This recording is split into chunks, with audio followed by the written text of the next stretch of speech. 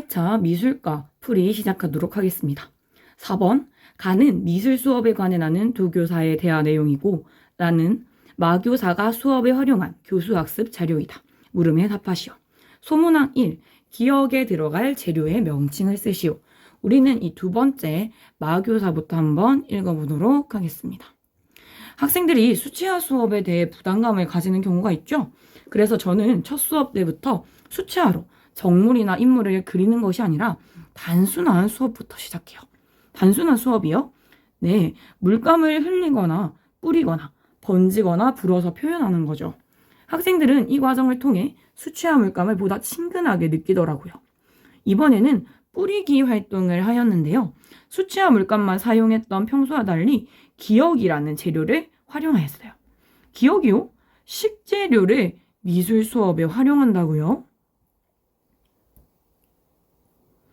네, 신기하지요. 종이에 수채화 물감으로 채색한 후에 물감이 마르기 전에 기억을 뿌리고 작품이 마른 다음 기억을 털어내요. 그러면 신기한 모양이 드러난답니다. 여기에서 정답은 소금입니다. 소금 뿌리기 기법은 수채화에 있는 기법 중 하나고요. 교과서에도 일부 교과서에서도 제시되고 있는 방법입니다. 그래서 재료의 명칭을 쓰라고 하였으니까 소금이라고 적으면 됩니다. 네, 소문항 2입니다. 가에서 밑줄 그은 것과 관련된 2015 개정 미술과 교육과정 3, 4학년군 표현 영역의 교수학습 방법 및 유의사항이다.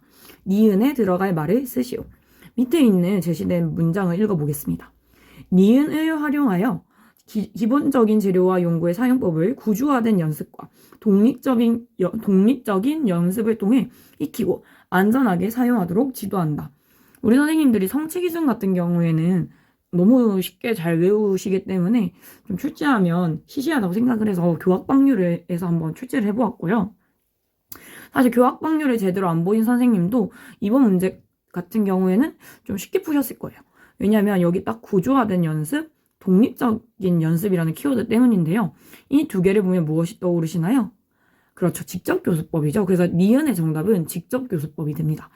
우리가 교학방률 같은 경우에는 좀 넘기는 중요시 여겨지는 교과도 있지만 좀 중요시 여기지 않는 교과 같은 경우에는 한 번도 읽지 않으시는 경우도 있거든요. 근데 그러기보다는 우리 임용은 경량성이 없는 문제고 또 그 문제를 실전에서 봤을 때 당하기 때문에 꼭 한 번쯤은 읽어보시면 좋을 것 같아요. 한 번 읽어보신 선생님이랑 아예 안 보신 선생님은 확실히 다르고 또 그 한 번 본 게 스치듯이 떠오를 수도 있거든요. 그래서 한번 읽어보시라고 좀 각성하시라는 의미에서 출제를 해봤습니다. 네, 그럼 넘어가도록 하겠습니다. 자, 3번. 나에서 정답이 X인 문제 두 가지의 번호를 쓰고 바르게 수정하시오. 위에 올라가면 학생들이 푼 수치화 OX 퀴즈인데요. 여기서 X가 정답인 번호를 쓰고 수정하면 되는 문제입니다. 자, 물의 양이 많을수록 색이 진해진다. 벌써 틀렸죠. 수치화 같은 경우에는 물이 많을수록 색이 옅어집니다. 그렇게 쓰셔도 되고요.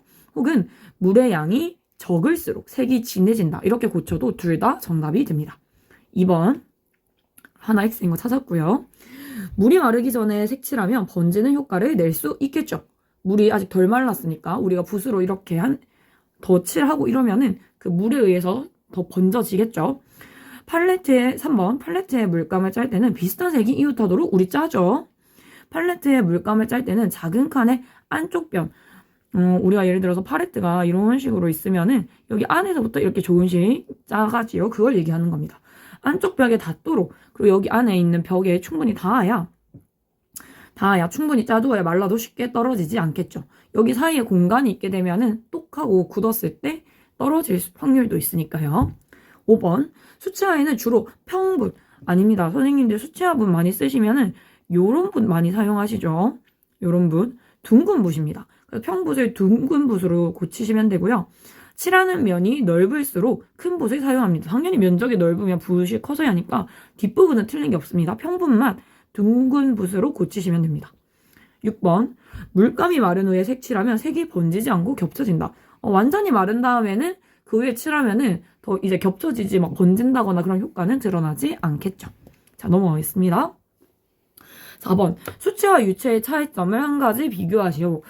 얘는 굉장히 열린 문제여서 거의 다 정답으로 처리가 될 것 같아요. 아예 바꿔서 쓰지 않으신 이상. 5번 답안에는 수치화는 이제 빨리 건조되지만 유화는 비교적 기름이 더 들어가기 때문에 건조하는데 시간이 오래 걸린다라든지, 아니면 수치화는 물로 색을 밝게 만들지만 유화는 흰색 물감으로 색을 밝게 만든다라든지, 아니면은 뭐 다른 수체와 유체의 포인트만 5개념이 아니고 정확하게 짚어내셨다면은 모두 다 정답 처리가 됩니다. 근데 선생님들 막 밴드에 질문 오시는 선생님들 보면은 작년 기준으로 봤을 때 이거 정답이래요 이렇게 많이 물어보시는데, 이거 차이점을 얘기하라고 했을 때 뭐 수체에 대해서만 서술을 한다든지 유체에 대해서만 서술을 하신다면은 조금 약간 정답 처리를 온전히 만점을 준다고 했을 때 약간 고민이 되는 지점이 있을 것 같아요. 반드시 수체는 이렇다 이렇게 문장을 끝내는 것이 아니라 수체는 이런 특징이 있고 유체는 이런 특징이 있다라고 똑같은 기준을 통해서 둘 다 수체는 어떻고 유체는 어떻다라고 서술을 해주셔야 좀 모범 답안이라고 볼 수 있으니까 한 가지에 대해서만 서술하지 말라는 점을 한 번 더 짚어드립니다. 네, 그러면 미술 여기서 마치도록 하겠습니다.